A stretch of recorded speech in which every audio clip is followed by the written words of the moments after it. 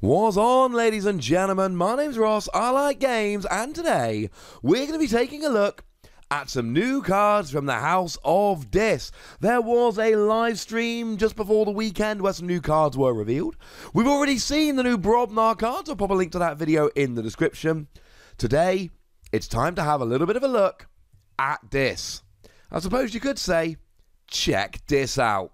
I know, right? It's far too easy to make bad puns about this, and I can't stop. And I know I'm not the only one, so I suppose any great Dis puns you've got, chuck them down in the comment section. Let's all be losers together. Now, the one of these cards that really springs to mind here is Exhume. Now, here's the thing. Back in Wave 1 in the first set in Call of the Archons, what this really did was it disrupted. So some of the good cards we saw were Ember Imp, which limited your opponent to playing 2 cards during their turn, which was pretty good. Succubus, which stops your opponent drawing 1 card at the end of their turn. They draw 1 fewer.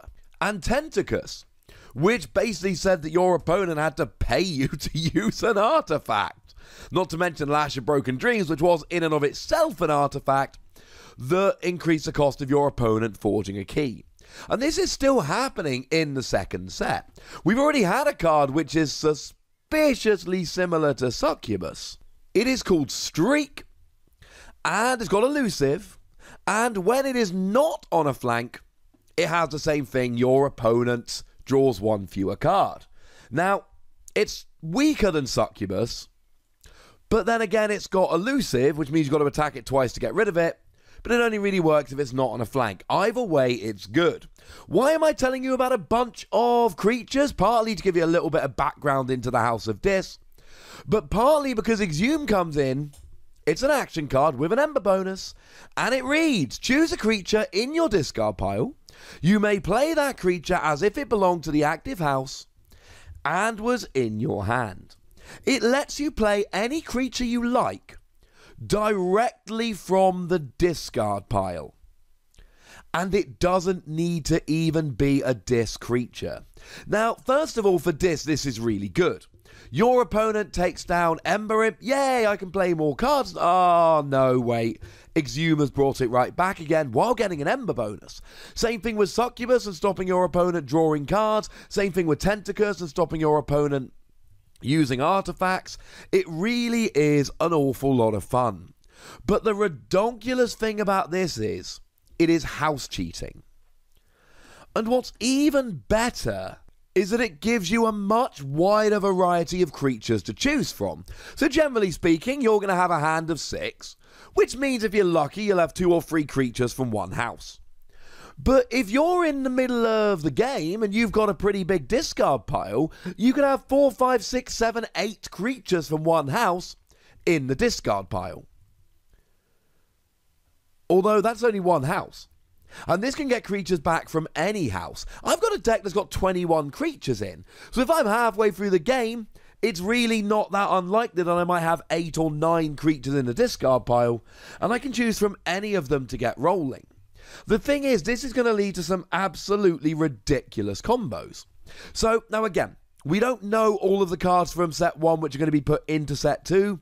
I'm giving you examples here. They might not work because these cards might not be in set 2, although they could be brought in as legacy cards, but hopefully they'll give you a decent idea of the kind of things you can do. So, Hunting Witch. Hunting Witch is one of my favourite creatures from Wave 1. Each time you play another creature, gain an Ember. Now, generally speaking, your opponent is going to want to take that down, so you play Hunting Witch, play as many creatures as you can, and then your opponent's going to take it down next turn. You get too much Ember. Well, let's say you've got 3 untamed creatures and 7 Dis creatures. You play Exhume on a Dis turn, you play Hunting Witch, and then you start peppering down your Dis creatures to gain a whole bunch of Ember. I should mention at this stage, there is a limit to the cheating you can do with this. So, classic example here is Khalifi Dragon. Khalifi Dragon can only be played if you've got 7 Ember or more. You could not use Exhume to play Khalifi Dragon. And the key word here is play. It says you may play that creature as if it belonged to the active house and was in your hand. Well, if Khalifi Dragon was a Dis creature and was in your hand, You would still need 7 Ember or more in order to play it, so you can only play a creature you would be allowed to play if it was in your hand and of the active house. But that's alright. Maybe you get something back like an Ember Imp. Maybe you play Hunting Witch to start going nuts, just getting a whole bunch of Ember down on the field. Maybe you play one of those cards which you cannot have 2 copies of. So how about we look at something like Restringuntus? Restringuntus, when you play, you choose a house. Your opponent cannot choose that house as their active house until Restringuntus leaves play. Well, they're probably going to want to get rid of that pretty gosh darn quickly. This can bring that back, and here's what's really good about this, it might be that you play it down and go, boom, now you can't choose Mars, and at that moment, stopping them choosing Mars is great. But then by the time Exhume comes around, you look and you're like, they're not going to want to choose Mars anyway.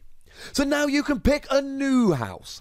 Exhume is one of those cards that we have no idea how good it's going to be. But I can tell you it's a phenomenal card.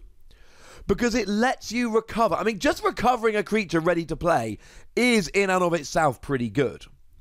But recovering a creature from any house and then being allowed to play it on that turn is ridiculous. Phase Shift was a great card back in Wave 1. Now, to be fair, Phase Shift let you play any card from your hand that was non-logos, but it didn't have an Ember bonus, and it had to be in your hand. And please don't sleep on this. The best thing about Exhume is that you don't have to have the card in your hand. So you can discard a bunch of cards from your hand going, look, I don't want to play these now, but I might want to play them later. And it doesn't matter whether it's a dis turn or not. And you know, sooner or later, somebody's going to end up with a Maverick Exhume. And this is one of the best Mavericks I think you're going to be able to get. I adore this card. Now, there was another card revealed, which I'm going to be honest with you, it is not as exciting to me.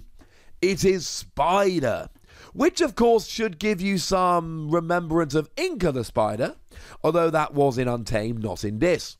2-power creature with Skirmish.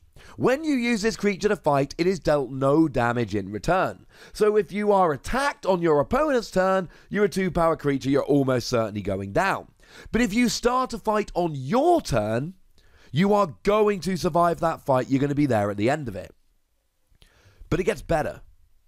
It gains poison while attacking an enemy flank creature. Now, poison, and sometimes it's written on cards, sometimes it isn't. Honestly, here it just comes down to how much space they've got on the card. They do explain Skirmish. They don't explain poison. I'm pretty sure it's a space thing. I can't tell you for certain, but I feel confident that's the thing. And what poison does is that if you deal any damage during a fight, you KO that creature, you destroy that creature. Which turns it extremely similar to Moon Cursor. But it's not Moon Cursor. Okay, Moon Cursor's a 1-power rather than a 2-power, but it's always got poison, and when you fight, you steal an Ember. And remember, you've got to survive in order to steal the Ember, but remember, you've got Skirmish, so you are going to survive the fight. Let's be clear about this. Moon Cursor is significantly better than Spider. The fact that it always has poison, the fact that it steals an Ember when you fight, makes it a significantly better card. It also happens to be an uncommon just like Spider. So there's not even a difference in rarity here. But you know what? Your opponents always, if they've got creatures down, they're always going to have flank creatures. I suppose they might not have creatures, in which case, reap, gain an Ember. But as long as your opponent's got creatures, they've got flank creatures. The problem is this doesn't allow you to KO anything you want. This allows you to KO anything that's on a flank, and if your opponent knows you're playing Spider, and in a competitive game, in a tournament game, they're going to be able to look at your deck list and find it out, then they're just going to make sure that if there's a creature they really want to survive for a turn, they are not going to put it on the flank. And that's awkward, because you're a 2-power. If you don't have poison, you're not going to be taking much down. So Spider is fine. Having Skirmish so you guarantee you survive the fight is good. Having poison when attacking a flank creature is good, because it means you can always, every turn, as long as there's one on the field, take out a creature. You can always take out a creature if there's one on the board. But you might not be able to take out the creature you want. And when we've got Moon Cursor, which always has poison and steals an ember when you fight, I find it very difficult to sit here and go, well, Spider's just as good, because it's not. It is a worse Moon Cursor. But my final thought, just because it's a worse version of Moon Cursor, doesn't mean it's a bad card. You'll wish it was Moon Cursor, and then you'll destroy a flank creature and be like, yay, in your face. So those are the 2 new discards that have been revealed this week. Make no mistake about it, Exhume is the one that really fills my heart with joy. We are going to see some disgusting turns because Exhume has been played. You have been warned. But I would very much like to know what you think about these new cards. So please do let me know in the comment section. Go nuts. But please do remember the rule, ladies and gentlemen. Be nice, would ya? And then make sure you like this video, subscribe to this channel, and follow me on Twitter at TheWossy, where we talk about games and have some fun.